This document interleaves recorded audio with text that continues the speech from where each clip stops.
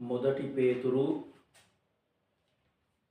5 అధ్యాయము 7 మనం అందరం కలిసి చదువుతాం. మన అంశాన్ని ఆరంభిస్తాము. మొదటి పేతురు 5 అధ్యాయము 7 మనం అందరము కలిసి మన యొక్క అంశాన్ని కొనసాగిస్తాం. పేతురు రాసిన మొదటి పత్రిక 5 అధ్యాయము 7 మనందరికీ బాగా తెలిసిన లేఖన భాగం. అందరం కలిసి చదువుదాం. ఆయన మిమ్మును గూర్చి చింతించుచున్నాడు గనుక మీ చింత యావత్తు ఆయన మీద వేయుడి. అదేవిధంగా మొదటి పేతురు 1 అధ్యాయము మొదటి 12 మనం చదువుదాం. మొదటి పేతురు 1 అధ్యాయము మొదటి 12 మనం అందరం కలిసి గట్టిగా బిగ్గరగా ప్రార్థనాపూర్వకంగా అర్థాన్ని గ్రహిస్తూ చదువుదాం. మీ భాగాన్ని మీరు గట్టిగా స్పష్టంగా ఆ అర్థాన్ని గ్రహిస్తూ ప్రార్థనాపూర్వకంగా చదవవలసిందిగా యేసునామమున మనవి చేస్తున్నాం. యేసుక్రీస్తు అపోస్తలుడైన పేతురు తండ్రి అయిన దేవుని భవిష్యత్ జ్ఞానమును బట్టి ఆత్మ వలని పరిశుద్ధత పొందిన వారై విధేయులగుటకును యేసుక్రీస్తు రక్తం వలన ప్రోక్షింపబడుటకును ఏర్పరచబడిన వారికి అనగా పొంతు, గలతియా, కప్పదోకియా, ఆసియా, బితునియా అను దేశముల యందు చెదరిన వారిలో చేరిన యాత్రికులకు శుభమని చెప్పి వ్రాయున్నది. మీకు కృపయు సమాధానమును విస్తరిల్లును గాక. 3 మన ప్రభువగు యేసుక్రీస్తు తండ్రి అయిన దేవుడు స్తుతింపబడును గాక. మృతులలో నుండి యేసుక్రీస్తు తిరిగి లేచుట వలన జీవంతో కూడిన నిరీక్షణ మనకు కలుగునట్లు అనగా అక్షయమైనదియు నిర్మలమైనదియు వాడబారనిదియునైన స్వాస్థ్యము మనకు కలుగునట్లు ఆయన తన విశేష కనికరము చొప్పున మనలను మరలా జన్మింపజేసెను. కడవరి కాలమందు బయలుపరచబడుటకు సిద్ధముగా నున్న రక్షణ మీకు కలుగునట్లు విశ్వాసము ద్వారా దేవుని శక్తి చేత కాపాడబడు మీ కొరకు ఆ స్వాస్థ్యము పరలోకమందు భద్రపరచబడి ఉన్నది. ఇందువలన మీరు మిక్కిలి ఆనందించుచున్నారు గాని అవసరమును బట్టి నానా విధములైన శోధనల చేత ప్రస్తుతమున కొంచెం కాలము మీకు దుఃఖము కలుగుచున్నది. 7 నశించిపోవు సువర్ణము అగ్ని పరీక్ష వలన శుద్ధపరచబడుచున్నది కదా. దానికంటే అమూల్యమైన మీ విశ్వాసము ఈ శోధనల చేత పరీక్షకు నిలిచినదై యేసుక్రీస్తు ప్రత్యక్షమైనప్పుడు మీకు మెప్పును మహిమయు ఘనతయు కలుగుటకు కారణమగును. మీరు ఆయనను చూడకపోయినను ఆయనను ప్రేమించుచున్నారు. ఇప్పుడు ఆయనను కన్నులారా చూడకయే విశ్వసించుచు మీ విశ్వాసమునకు ఫలమును అనగా ఆత్మరక్షణను పొందుచు చెప్పన సత్యమును మహిమాయుక్తమునైన సంతోషం గల వారై ఆనందించుచున్నారు. 10 మీకు కలుగు ఆ కృపను గూర్చి ప్రవచించిన ప్రవక్తలు ఈ రక్షణను గూర్చి పరిశీలించుచు తమ యందున్న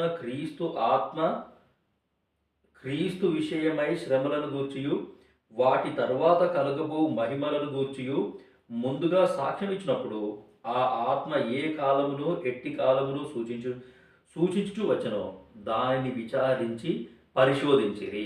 పరలోకము నుండి పంపబడిన పరిశుద్ధాత్మ వలన మీకు సువార్త ప్రకటించిన వారి ద్వారా మీకిప్పుడు తెలుపబడిన ఈ సంగతుల విషయమై తమ కొరకు కాదు గాని మీ కొరకే తాము పరిచర్య చేసిరను సంగతి వారికి బయలుపరచబడెను. దేవదూతలు ఈ కార్యములను తొంగి చూడగోరుచున్నారు. చదువుకున్న లేఖన భాగాన్ని దేవుడు మన కొరకు దీవించుగాక.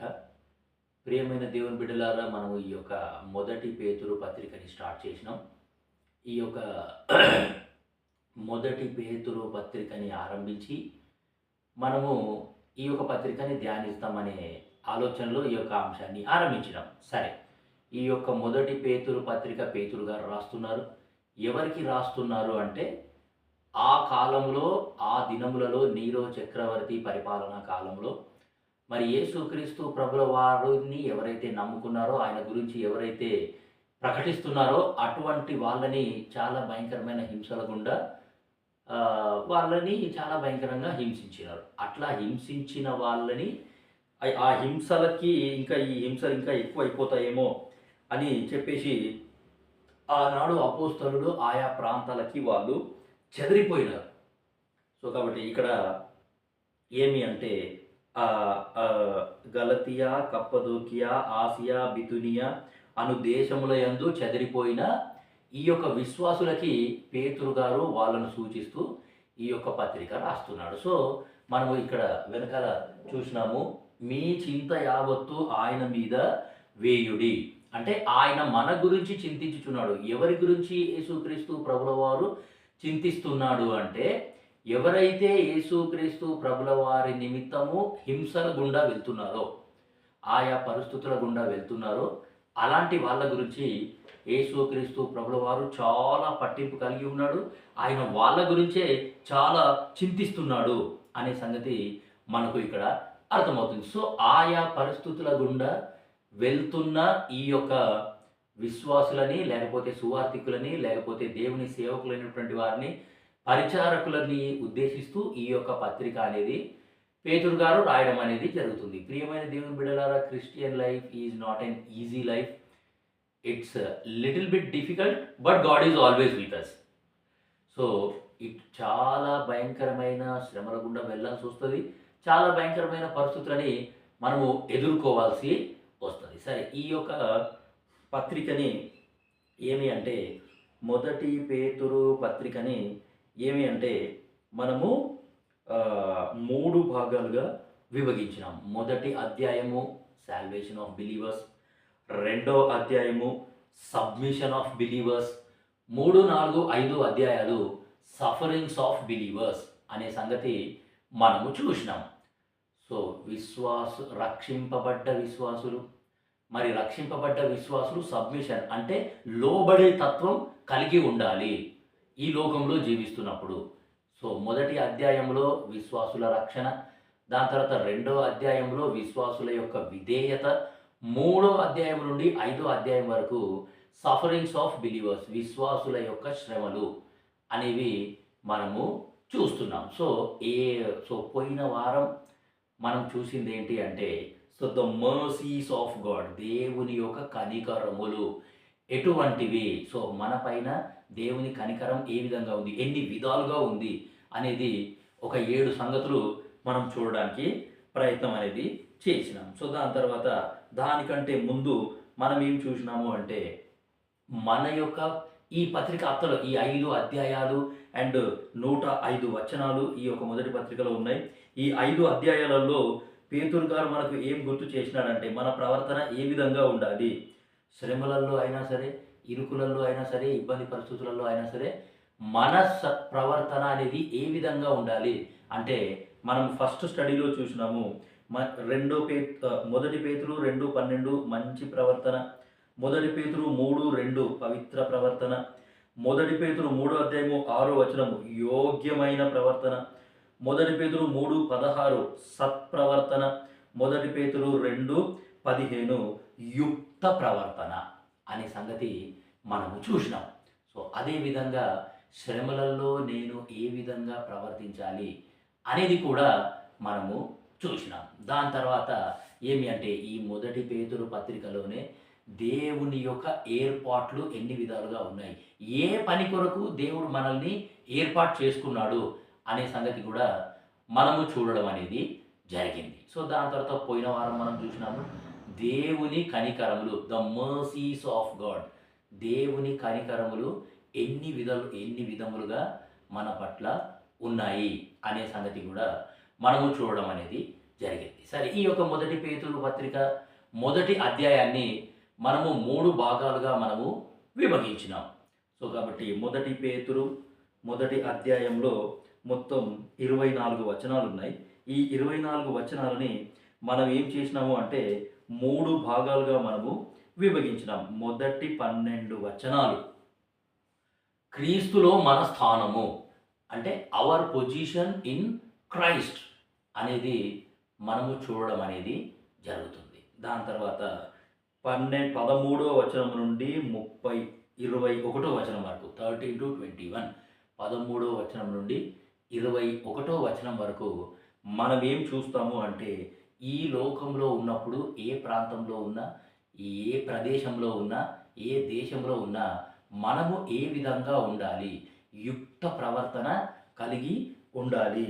So without spot or without blemish అంటే మచ్చ మరక మాలిన్యం లేకుండా పవిత్ర ప్రవర్తన కలిగి ఉండాలి అనేది ఇక్కడ నువ్వు నేను చూడడం అనేది జరుగుతుంది. దాని తర్వాత ఆఖరి 3 వచనాలు 22, 23, 24 వచనాలలో ఎటువంటి వాక్యాన్ని దేవుడు నీకు నాకు ఇచ్చినాడు అనే సంగతి మనం ఇక్కడ చూస్తున్నాం. గడ్డి ఎండిపోవును, దాని పువ్వు వాడిపోవును, అయితే మన దేవుని వాక్యము మన నిత్యము నిలుచును, ఎల్లప్పుడూ నిలుచును అనే సంగతి మనకి ఇక్కడ అర్థమవుతుంది. సో కాబట్టి ప్రియమైన దేవుని బిడ్డలారా, ఈరోజు మనము ఏం చూస్తాము అనంటే మొదటి 12 వచనాలలో what is our position in Christ, క్రీస్తులో మన యొక్క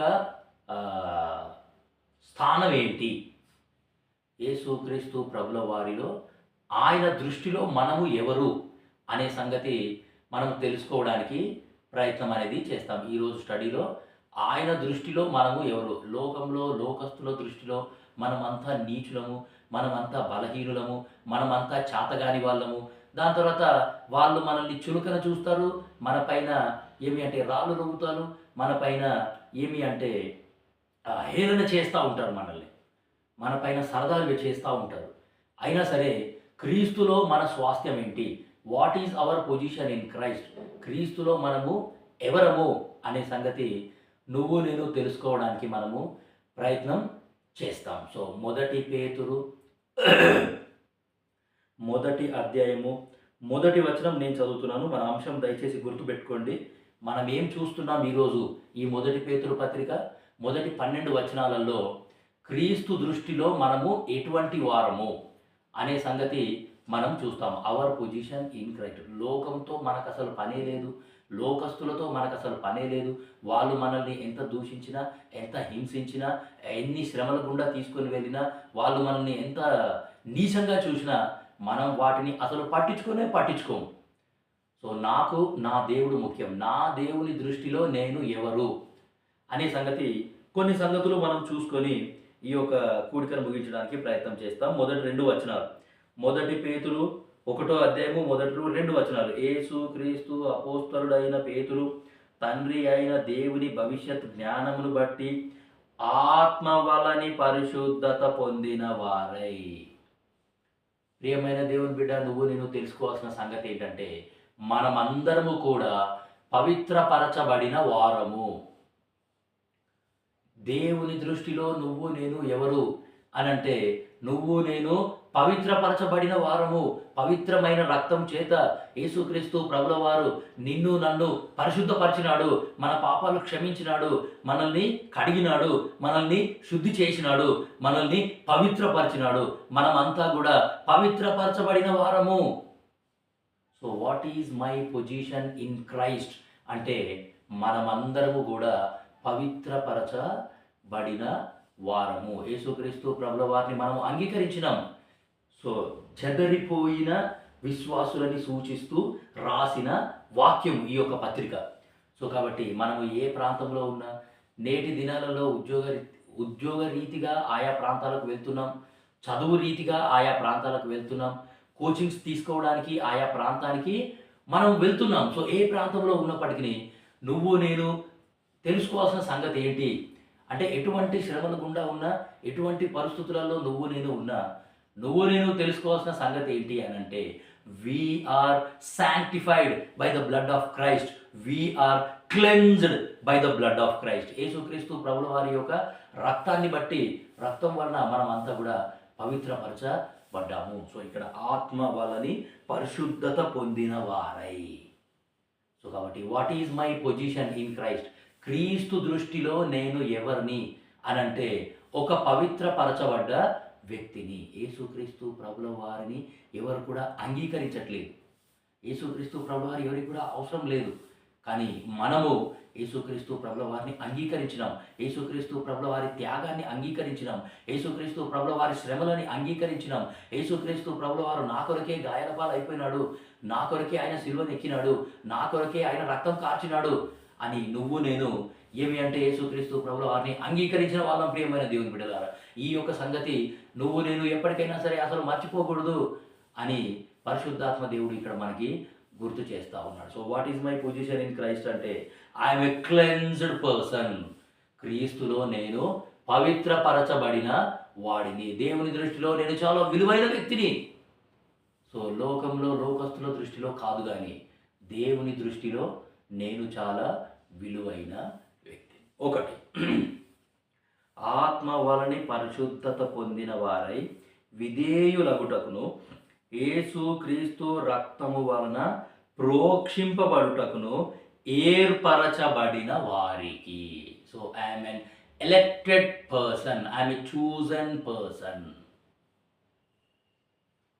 క్రీస్తులో నా స్థానం ఏంటి?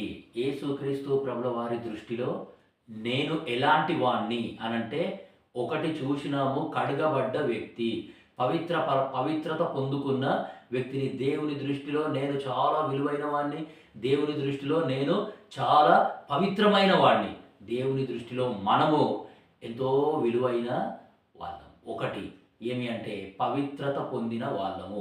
రెండోది ఇక్కడ చూస్తున్నాము, ఏర్పరచబడిన వారము, ఎలెక్టెడ్ పర్సన్స్.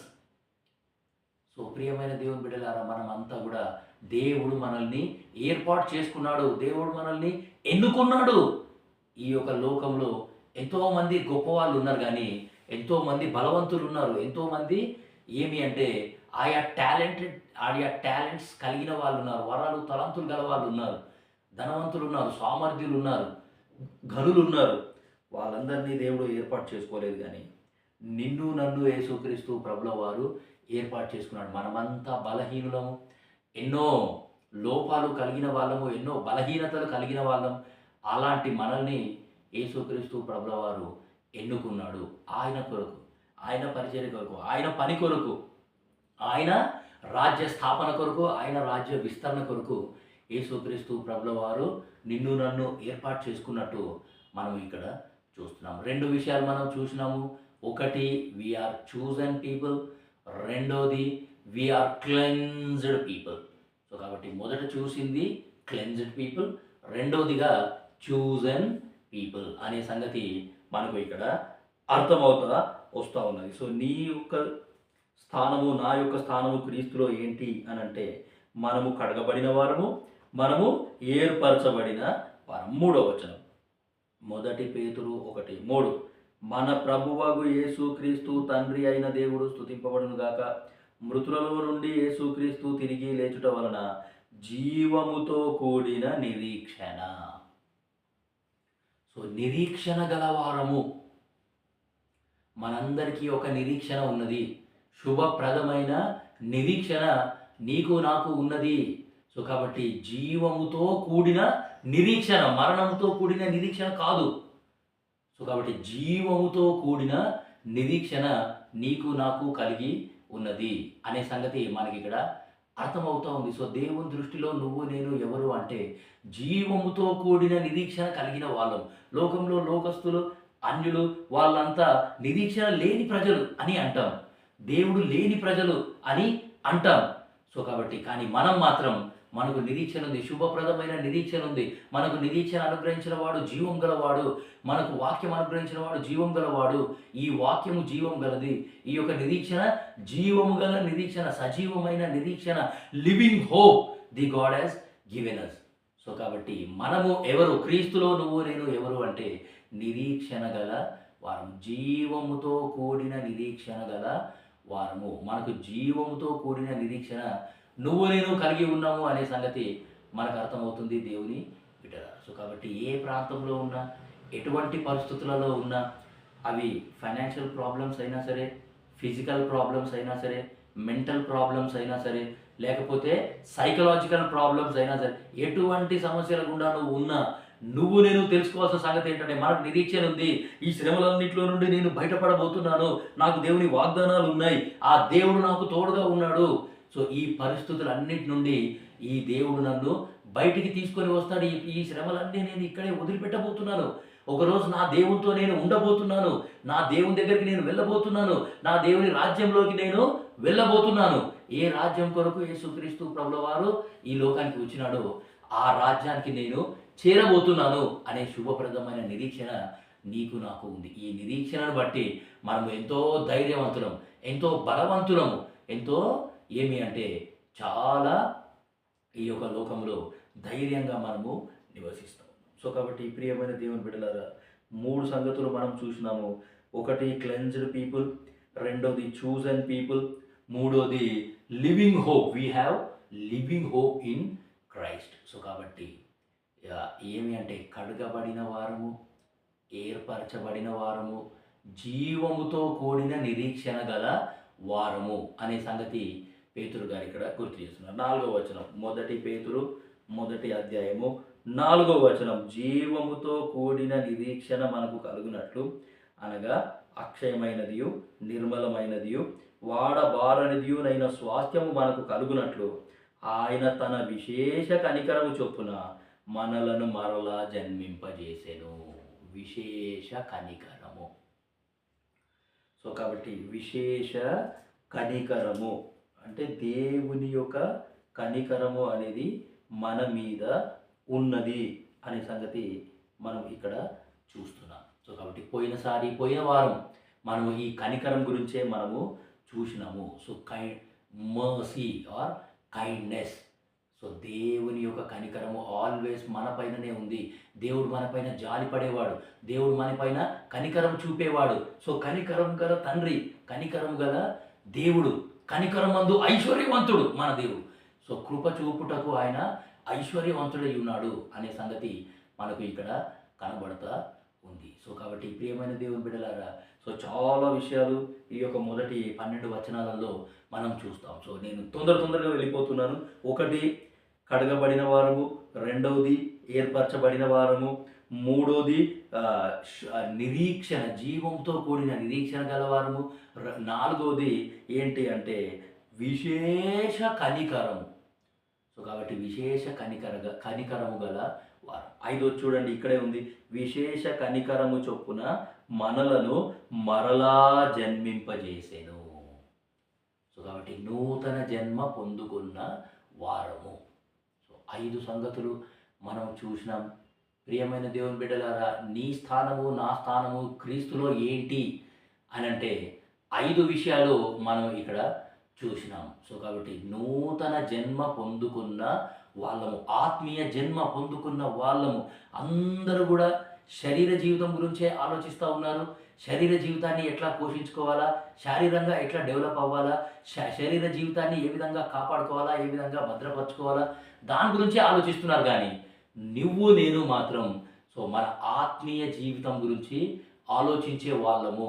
మన ఆత్మని కాపాడుకొనుట, మన ఆత్మని పోషించుకొనుట, మన ఆత్మని ఉన్నతమైన స్థాయిలోకి తీసుకొని రావుట, మన ఆత్మీయంగా మనము ఎదుగుట, ఆత్మీయంగా వృద్ధిలోనికి రావుట. సో ఇటువంటి సంగతులు యేసుక్రీస్తు ప్రభుల వారు నీకు నాకు బయలుపరుస్తూ ఉన్నాడు. సో ఇవన్నీ ఎక్కడ ఆరంభమైనాయి అంటే ఆత్మీయ జన్మను బట్టి ఆరంభమవుతాయి. సో నూతన జన్మ పొందుకున్న వారము అనే సంగతి పేతురు గారు మనకు ఇక్కడ గుర్తు చేస్తా ఉన్నారు. సో 5 సంగతులు మనము చూసినాం. 6వ సంగతి చూడండి, 4వ వచనం అక్కడే ఉంది. సో వాడబారనిదియునైన స్వాస్థ్యము మనకు కలుగునట్లు. సో వాడబారని స్వాస్థ్యము నీకు నాకు ఉన్నట్టుగా మనం ఇక్కడ చూస్తున్నాం. ఇది 6వ సంగతి. ప్రియమైన దేవుని బిడ్డలారా, వాడబారని స్వాస్థ్యము దేవుడు నీకు నాకు అనుగ్రహిస్తా ఉన్నాడు. So incorruptible inheritance. సో ఎప్పటికీ కూడా పాడైపోని స్వాస్థ్యము, ఎప్పటికీ కూడా చెడిపోని స్వాస్థ్యము, ఎప్పటికీ కూడా ఏమి అంటే పవిత్రంగా ప్రశస్తంగానే విలువైనదిగానే ఉండే స్వాస్థ్యం ఈ యొక్క దేవుడు నీకు నాకు అనుగ్రహించినట్టుగా మనం ఇక్కడ చూస్తూ ఉన్నాం. సో కాబట్టి ప్రియమైన దేవుని బిడ్డలారా, ఎంత అద్భుతమైన విషయాలు మనకు దేవుడు ఇక్కడ బయలుపరుస్తూ ఉన్నాడు. అసలు మనం దేవుని కూడా చూడలేదు, ఖాళీ విన్నాము, విశ్వసిస్తున్నాం. మనం చాలా ధన్యులం. సో కాబట్టి ఇటువంటి వాడబారని స్వాస్థ్యము దేవుడు మనకు అనుగ్రహించినందుకు మనము నిజంగా ఎంతో ధన్యులము. సో ఆ స్వాస్థ్యం ఏదో కాదు, సాక్షాత్తు యేసుప్రభువే మన స్వాస్థ్యం. ఆ యొక్క పరలోక రాజ్యమే మన స్వాస్థ్యం. ఆ యొక్క పరలోక రాజ్యంలో చేరుకొనుట అనేది ఎంతో గొప్ప ధన్యత, ఎంతో గొప్ప భాగ్యం అనే సంగతి మనకు ఇక్కడ అర్థమవుతుంది. 5వ వచనం నేను చదువుతున్నాను. 1 పేతురు 1:5 కడవరి కాలమందు బయలుపరచబడుటకు సిద్ధముగా నున్న రక్షణ మీకు కలుగునట్లు విశ్వాసము ద్వారా దేవుని చేత కాపాడబడు మీ కొరకు, దేవుని చేత కాపాడబడ్డ వారము అనే సంగతి మనకు ఇక్కడ అర్థమవుతా ఉంది. ఇది 7వ సంగతి. మనమందరము కూడా దేవుని చేత కాపాడబడుతున్నాము. యెహోవా తన ప్రజలను ఎడబాయువాడు కాడు, వారెన్నటెన్నటికీ కాపాడబడుదురు అనే సంగతి మనం ఇక్కడ చూస్తూ ఉన్నాం. ఇశ్రాయేలును కాపాడువాడు కునుకడు నిద్రపోడు అనే సంగతి మనం దేవుని వాక్యంలో చూస్తున్నాం. సో కాబట్టి 91వ కీర్తన మొత్తం దేవుని యొక్క భద్రత గురించే ఉంటుంది. 121వ కీర్తన మొత్తం దేవుని యొక్క భద్రత గురించే ఉంటుంది. సో ప్రియమైన దేవుని బిడ్డలారా, ఈ దేవుడు మనల్ని కాపాడుతున్నాడు, మనల్ని రక్షిస్తున్నాడు, మన పరిస్థితులన్నిటి నుండి మనల్ని కాపాడే దేవుడు. సో అవి మెంటల్ ప్రాబ్లమ్స్ అయినా సరే, సైకలాజికల్ ప్రాబ్లమ్స్ అయినా సరే, ఫైనాన్షియల్ ప్రాబ్లమ్స్ అయినా సరే, లేకపోతే ఇంకా ఎటువంటి సమస్యలున్నా ఈ యొక్క దేవుడు మనల్ని ఏమి అంటే ఈ సమస్యలన్నిటి నుంచి మనల్ని బయటికి తీసుకొని వచ్చేవాడు. సో కాబట్టి శ్రమలు ఉన్నా సరే, ఇరుకు పరిస్థితి ఉన్నా సరే, ఏమి అంటే ఈ యొక్క అనారోగ్య పరిస్థితులు ఉన్నా సరే, మంత్రతంత్రాల చేత పీడింపబడుతున్నా సరే, అపవిత్రాత్మల చేత పీడింపబడుతున్నా సరే, ఇటువంటివన్నిటి నుండి ఈ దేవుడు మనల్ని కాపాడుతున్నాడు. మనకు తెలియకుండానే ఎన్నో ప్రమాదాలు మన చుట్టూ ఉన్నాయి. అయినా సరే సో ఏ ప్రమాదం కూడా మనల్ని తాకకుండా ఈ దేవుడు చాలా అద్భుతంగా మనల్ని కాపాడుతూ వస్తున్నాడు. 6వ వచనం, ఇందువలన మీరు మిక్కిలి ఆనందించుచున్నారు, ఇందువలన మీరు మిక్కిలి ఆనందించుచున్నారు. పరలోక సంబంధమైన సంతోషం ఈ దేవుడు నీకు నాకు అనుగ్రహించినాడు. సో ప్రియమైన దేవుని బిడ్డలారా, మనం చూసినాం వీఆర్ క్లెన్జ్డ్ పీపుల్. మనం కడగబడిన వారము, మనము ఏర్పరచబడిన వారము, మనము నూతన జన్మ పొందుకున్న వారము, విశేష కనికరం గలవారము, దాని తర్వాత లివింగ్ హోప్, జీవంతో కూడిన నిరీక్షణ గలవారము, దాని తర్వాత చెప్పన సఖ్యమైన స్వాస్థ్యం గలవారము, వాడబారని స్వాస్థ్యం గలవారము, దాని తర్వాత కాపాడబడుతున్న వారం. సో ఇవన్నీ తెలుసుకున్న తర్వాత నీకు నాకు ఏమి అంటే మనం సంతోషంగా ఎందుకుంటాం చెప్పండి. సో కాబట్టి ఇక్కడ వి గ్రేట్లీ రిజాయిస్ అంటే ఇందువలన మీరు మిక్కిలి ఆనందించుచున్నారు. ఇంత అద్భుతమైన ఆశీర్వాదాలు ఈ దేవుడు నాకు ఇచ్చినాడు కాబట్టి నేను ఎంతో ధన్యుణ్ణి అని మనం వీటిని బట్టి ఆనందించుచున్నాము. వీటన్నిటిని బట్టి మనకు దేవుడు ఎంతో గొప్ప సంతోషం ఇచ్చినాడు. ఈ యొక్క ఆశీర్వాదాలన్నీ తలంచుకోవడం ద్వారా నా శ్రమలను నేను మర్చిపోతాను అనే సంగతి మనకి ఇక్కడ అర్థమవుతుంది. 7వ వచనం, ఇందువలన మీరు మిక్కిలి ఆనందించుచున్నారు కానీ అవసరం బట్టి నానా విధములైన శోధనల చేత ప్రస్తుతము కొంచెం కాలం మీకు దుఃఖం కలుగుచున్నది. నశించిపోవు సువర్ణము అగ్ని పరీక్ష వలన పరిశుద్ధపడుచున్నది కదా, దానికంటే అమూల్యమైన విశ్వాసము. So precious faith, we have precious faith in Christ. So నా యొక్క విశ్వాసం అనేది అమూల్యమైన విశ్వాసం. ఒక మూల్యాన్ని యేసుక్రీస్తు ప్రభుల వారు చెల్లించినారు. నా కొరకు ఒక క్రయాన్ని యేసు ప్రభు చెల్లించినాడు. సో జీవం గల దేవుడు, సజీవుడైన దేవుడు ఏం చేసినాడు అంటే ఒక మూల్యాన్ని చెల్లించినాడు. ఆ జీవం గల దేవుని మీద నేను విశ్వాసం ఉంచినాను కాబట్టి నా యొక్క విశ్వాసం కూడా ఏమి అంటే జీవం గల విశ్వాసం. సో అమూల్యమైన విశ్వాసం మనము కలిగి ఉన్నాము. సో ఆ విశ్వాసాన్ని బట్టి ఏమి అంటే నేను ఎటువంటి శోధననైనా జయిస్తాను, ఎటువంటి పరిస్థితుల్లోనైనా నేను బయటికి వస్తాను అనే సంగతి మనకు అర్థమవుతా ఉంది. అమూల్యమైన మీ విశ్వాసము ఈ శోధనల చేత పరీక్షకు నిలిచినదై యేసు క్రీస్తు ప్రత్యక్షమైనప్పుడు మీకు మెప్పును మహిమయు ఘనతయు కలుగుటకు కారణమగును. మీరాయనను చూడకపోయినను ఆయనను ప్రేమించుచున్నారు. ఇప్పుడు ఆయనను కనులరా చూడకయే విశ్వసించుచు మీ విశ్వాసమునకు ఫలము అనగా ఆత్మరక్షణను పొందుచున్నారు. సో నా యొక్క విశ్వాసం యొక్క ఫలం, సో అమూల్యమైన విశ్వాసం దేవుడు నాకు ఇచ్చినాడు. ఆ యొక్క విశ్వాసం యొక్క ఫలం, the result of that faith, ఆ యొక్క విశ్వాసం యొక్క ఫలం ఏంటి అంటే ఆత్మరక్షణ. సో మనం అందరం కూడా ఆత్మరక్షణ పొందుకున్న వారము అనే సంగతి మనకు ఇక్కడ అర్థమవుతా వస్తుంది. సో కాబట్టి నా విశ్వాసాన్ని బట్టి నేను ఏంటి నాకు వచ్చే ప్రతిఫలము, ఏంటి నాకు కలిగే ఫలము అంటే ఆత్మరక్షణ. సో కాబట్టి దాని తర్వాత చెప్పన సత్యమును మహిమాయుక్తమునైన సంతోషము అనే సంగతి మనకు ఇక్కడ అర్థమవుతా ఉన్నది. సో ప్రియమైన దేవుని బిడ్డలారా, దగ్గర దగ్గర 11 సంగతులు ఇప్పటి వరకు మనము చూసినాం. సో కాబట్టి ఒకటి కడగబడిన వారము, పరిశుద్ధపరచబడిన వారము. రెండోది ఏర్పరచబడిన వారము. మూడోది శుభప్రదమైన నిరీక్షణ గల వారము, జీవంతో కూడిన నిరీక్షణ గల వారము. నాలుగోది నూతన జన్మ పొందుకున్న వారము. సో క్రీస్తు చేత ఆత్మ వలన జన్మింపబడిన వారము. ఐదోది విశేష కనికరము గల వారము. ఆరోది స్వాస్థ్యము గల వారము. ఏడోది దేవుని చేత భద్రపరచబడిన కాపాడబడిన వారము. ఎనిమిదోది మహా ఆనందం గల వారము, క్రీస్తుని బట్టి మనము ఆనందిస్తున్నాం.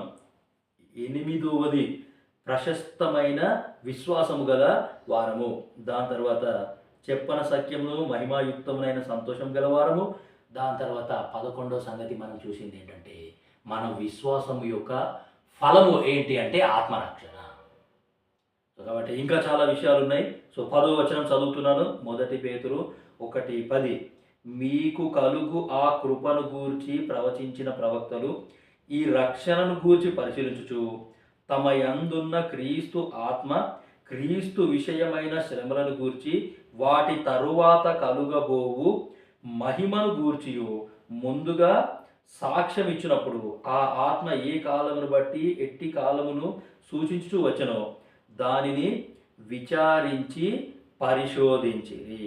సో కాబట్టి ఏమి అంటే గ్రేస్ ఆఫ్ గాడ్ అనే సంగతి మనకు ఇక్కడ అర్థమవుతుంది. మీకు కలుగు ఆ కృపను గూర్చి. So grace of God, so దేవుని యొక్క కృప అనే సంగతి మనకు ఇక్కడ ఉంది. మనమంతా ఎవరు అంటే we are saved by the grace of God. దేవుని యొక్క కృప చేత మనము రక్షింపబడ్డాము. దేవుని యొక్క కృప చేత బలపరచబడుతున్నాము. దేవుని యొక్క చాలిన కృప అనేది నీకు నాకు కలిగి ఉన్న వారము. సో కాబట్టి సఫిషియంట్ గ్రేస్ అనే సంగతి మనకి ఇక్కడ అర్థమవుతోంది. సో దేవుని యొక్క కృప పొందుకున్న వారము. దాని తర్వాత క్రీస్తు ఆత్మగల వారము అనే సంగతి కూడా మనకు ఇక్కడ అర్థమవుతా వస్తూ ఉన్నది. సో కాబట్టి మీ 10వ వచనం, మీకు కలుగు ఆ కృపను గూర్చి ప్రవచించిన ప్రవక్తలు ఈ రక్షణను గూర్చి పరిశీలించుచు తమ యందున్న క్రీస్తు ఆత్మ. సో మన లోపల ఎవరున్నారు అంటే క్రీస్తు ఆత్మ గల వారము అనే సంగతి మనకు ఇక్కడ అర్థమవుతా వస్తుంది. సో కాబట్టి ఇదంతా ఏంటి, దగ్గర దగ్గర 13-14 సంగతులు మనము చూస్తున్నాం. సో కాబట్టి ఈ 12 వచనాలలో ప్రతి వచనంలో ఒక్కొక్క స్థానము మనకు అర్థమవుతూ వస్తుంది. నా స్థానం క్రీస్తులో ఏంటి, నేను క్రీస్తులో ఎవరిని అనే సంగతి మనకు ఇక్కడ అర్థమవుతూ వస్తుంది. సో 12వ వచనం, పరలోకము నుండి పంపబడిన పరిశుద్ధాత్మ వలన మీకు సువార్త ప్రకటించిన వారి ద్వారా మీకిప్పుడు తెలుపబడిన ఈ సంగతుల విషయమై తమ కొరకు కాదు కానీ మీ కొరకే తాము పరిచర్య చేసిరను సంగతి వారికి బయలుపరచబడెను. హోలీ గోస్ట్. సో ఆత్మని పొందుకున్న వారు పరలోకము నుండి పంపబడిన పరిశుద్ధాత్మ. సో కాబట్టి పరిశుద్ధాత్మ దేవుణ్ణి ఆ యొక్క పరలోకము నుండి తండ్రి అయిన దేవుడు మన కొరకు పంపించినాడు. ఆ ఆత్మ చాలా పనులు చేస్తాడు. ఆత్మ ఆకర్షిస్తాడు. పరిశుద్ధాత్మ దేవుడు ఒప్పింపజేస్తాడు. పరిశుద్ధాత్మ దేవుడు యేసుక్రీస్తు ప్రభుల వారిని అంగీకరించేలా చేస్తాడు. పరిశుద్ధాత్మ దేవుడు మనకు సర్వ సత్యంలోనికి ఆయన మనల్ని నడిపిస్తాడు. ఆత్మ చేత మనము, ఆ ఆత్మకి ఉన్న పేరు ఏంటి అంటే ఆదరణకర్త. సో ఆత్మ చేత మనము ఆ పరిశుద్ధాత్మ దేవుడు మనల్ని ఆదరిస్తాడు. సో కాబట్టి ప్రియమైన దేవుని బిడ్డలారా, దగ్గర దగ్గర మనం 14 సంగతులు ఇక్కడ చూసినాం. సో కాబట్టి ఈ 12 వచనాలలో నీ స్థానము నా స్థానము క్రీస్తులో ఏంటి అంటే ఇన్ని విధాలుగా మనకు ఉన్నది. ఒక వచనం చదువుకొని ముగిస్తాం. 11వ వచనం, 1 పేతురు 1వ అధ్యాయము 11వ వచనం, మీకు కలుగు ఆ కృపను గూర్చి ప్రవచించిన ప్రవక్తలు ఈ రక్షణను గూర్చి పరిశీలించుచు తమ యందున్న క్రీస్తు ఆత్మ క్రీస్తు విషయమైన శ్రమలను గూర్చియు వాటి తరువాత కలుగబోవు మహిమను గూర్చియు. కాబట్టి శ్రమలు ఉన్నాయి, శ్రమలు వస్తున్నాయి. ఇక జీవితాంతము ఇంతేనా, ఇదే శ్రమలలో ఉండాలనా, ఈ శ్రమలు పోవా? కాదు ప్రియమైన దేవుని బిడ్డలారా, శ్రమలు వస్తాయి. ఆ శ్రమలు ఎందుకు వస్తాయి అంటే దాని తర్వాత కలుగబోవు మహిమ. ఆ శ్రమలలో కూడా మనము ఏంటి అంటే దేవుని మహిమ అనేది మనకు కనబడుతుంది. దేవుడు మనల్ని మహిమపరుస్తూ వస్తాడు. సో ఆ శ్రమల ద్వారా దేవుడు మనల్ని ఉన్నతమైన స్థాయికి తీసుకొని వెళ్తాడు. యేసుక్రీస్తు ప్రభుల వారు శ్రమ పడ్డాడు. యేసుక్రీస్తు ప్రభుల వారు ఆయన ఏమి అంటే గాయాల పాలైపోయినాడు, ఎన్నో శ్రమల గుండా వెళ్ళినాడు. అయినా సరే ఆ పరలోకపు తండ్రి ఆయనని మహిమపరచినాడు. సో కాబట్టి నువ్వు నేను కూడా ఆయా పరిస్థితుల గుండా వెళ్ళినప్పుడు కంగారు పడడం, లేకపోతే ఏదో అయిపోతుంది ఇంకా ఇందులో నుండి నేను బయటికి పడనా అని కాదు, కానీ శ్రమల ద్వారా దేవుడు మనల్ని మహిమలోనికి తీసుకొని వస్తాడు అనే సంగతి నీకు నాకు ఇక్కడ అర్థమవుతా వస్తుంది. సో కాబట్టి యేసుక్రీస్తు ప్రభుల వారు ఏ విధంగా అయితే మహిమపరచబడ్డాడో మనం కూడా ఒక దినాన అదే విధంగా మహిమపరచబడబోతున్నాము అనే సంగతి మనకి ఇక్కడ చాలా స్పష్టంగా అర్థమవుతూ వస్తుంది. సో కాబట్టి స్టడీకి కంటిన్యూస్గా ఉండండి. సో దగ్గర 14 సంగతులు మనము చూసినాం. సో మీకోసం ఇంకొకసారి రిపీట్ చేస్తాను, దయచేసి చూడండి. ఈరోజు మనం చూసింది ఏంటంటే మొదటి పేతురు పత్రిక 1వ అధ్యాయము మొదటి 12 వచనాలలో what is my position in Christ, క్రీస్తులో నా సాక్ష్యం ఏంటి, నా యొక్క స్వాస్థ్యం లేకపోతే నా యొక్క స్థానం ఏంటి అనే సంగతి మనం చూసినాము. First thing I'm a chosen person, second thing I'm a cleansed person, third thing I'm God's mercy is on me.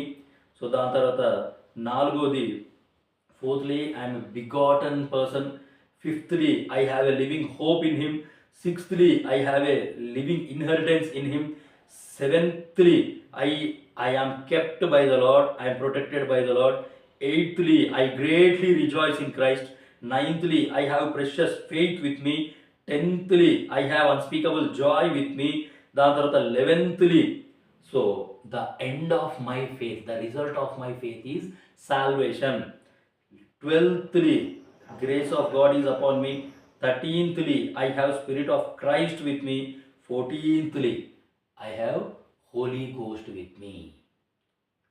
So కాబట్టి పవిత్రపరచబడిన వారము, ఏర్పరచబడిన వారము, జీవంతో కూడిన నిరీక్షణ గల వారము, నూతన జన్మ పొందుకున్న వాళ్ళము, కనికరము గల వాళ్ళము, దాని తర్వాత స్వాస్థ్యము కలిగిన వారము, కాపాడబడుతున్న వారము, దాని తర్వాత ఏమి అంటే మిక్కిలి ఆనందిస్తున్నాము, ప్రశస్తమైన విశ్వాసం గలవారము, చెప్పన సఖ్యమును మహిమాయుక్తమైన సంతోషం గలవారము.